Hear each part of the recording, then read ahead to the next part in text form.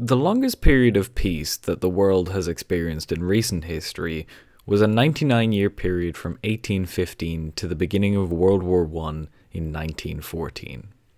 I say peace, not saying that there were no conflicts whatsoever. For example, there was the Boer Wars and all of that. But these were wars of great powers, wars that are essentially global wars that have an impact on all civilizations around the world, on all people, even those not actually anywhere near the conflict. The most obvious of these great power wars is World War I and World War II. It's kind of in the name. They were wars that encompassed the whole world.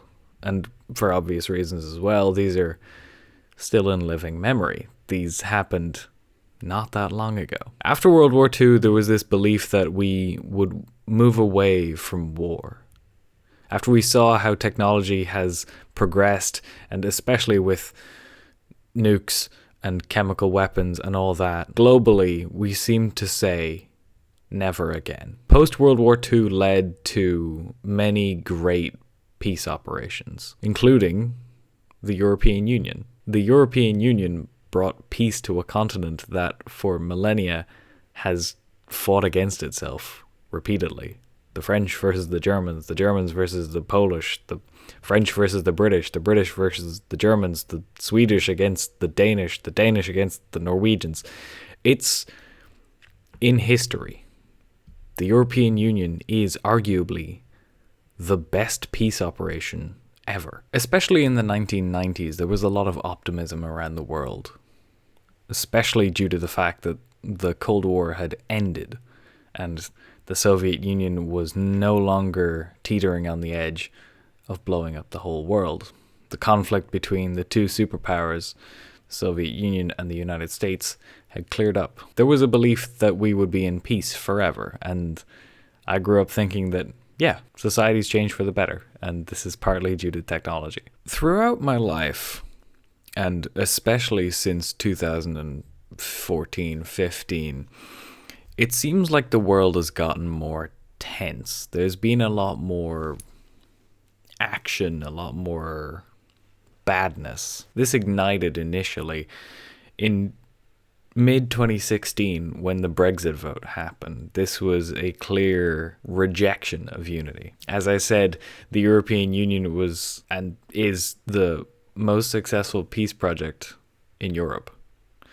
And the United Kingdom pulled away from it. This was the beginning of the rise of widespread nationalism. And then that very same year, Donald Trump was elected. And I don't need to go into too much detail, I wouldn't expect. But in essence, politics became tense. And the stability and peace that we were feeling kind of went away a bit. And instead, there came this rising anxiety around the world.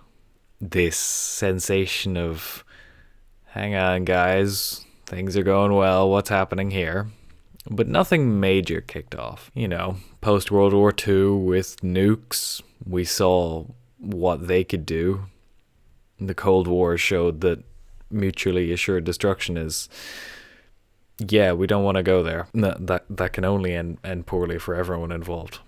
And so then there became this belief that the great powers around the world wouldn't really get involved in conflict. If there were to be any fights or disagreements or wars, it would be done monetarily, economically, or digitally. Like cyber warfare is a whole new realm that's unexplored. The focus around the world as of late has mainly been on China, because China is quickly becoming the most powerful nation in the world, and it is an oppressive one.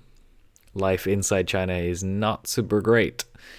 The government is oppressive and it's just not fun. They have the Great Firewall of China, which blocks out internet traffic. So that means that the residents of the most populous country in the world can't really communicate super well with the rest of the world. Taiwan is a shining example of what could have happened, because Taiwan is a lovely place filled with wonderful culture and a rich democracy, but China, mainland China, has the same ethnic group and a whole crap ton of money, but no democracy.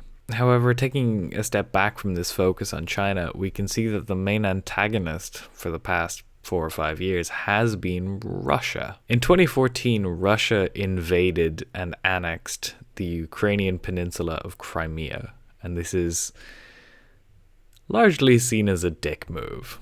That was the beginning of active tensions, where we saw, hang on a minute, this could go weird. In the 2016 elections, in America that is, the Russian Federation had an awful lot of influence over the election and kind of had a lot of control over Donald Trump. And as I said earlier, he was elected. And so again, rising instability. This understanding or view that wars between great powers and major conflict would be fought economically or diplomatically was ruined. On the 24th of February 2022, we awoke to a new world. The Russian Federation, under the order of Vladimir Putin, has invaded Ukraine.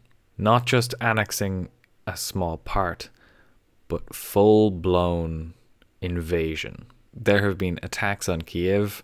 There have been fighter jets fucking flying around, bombing civilian residencies. The capital is under attack, and it's a new world. Russia is slaughtering the Ukrainian civilians with no regard.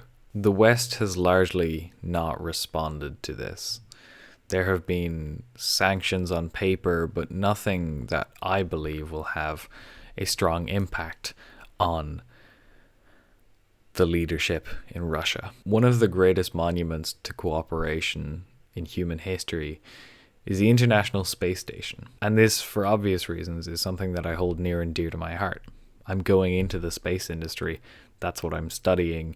And the ISS has been in operation basically since I was born. The leader of Roscosmos, the Russian space agency, has threatened to deorbit the ISS if the West does not cooperate with Russian demands. There is so much history and so much explanation to all of this, and I could never do it justice, but I am just trying to put the current viewpoint of a layperson living a few thousand kilometers away from all this action.